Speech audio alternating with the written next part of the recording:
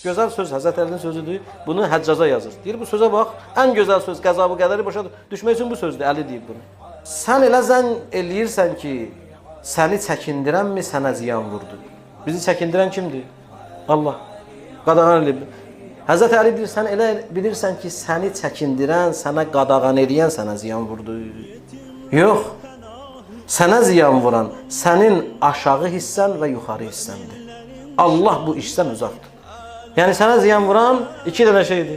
Sənin dilindir, bir də sənin aşağı hissəndir, səni bəla. Yəni sənin dilin, bir də şəhvətin. Bu cümlə ilə Həsən Bəsri yazır, Həccac ibn Yusufə Əlinin bu sözü ən gözəl təfsirdir. Sən elə bilirsən ki, bu qadağalarla Allah səni bəlaya salıb. Yox, bununla nə demək istəyir? Yəni məcbur deyilsən. Sən insan öz addımlarınla özü bəlaya salmışsan. Allah'ın aslanı Ali, həqiqət dastanı Ali,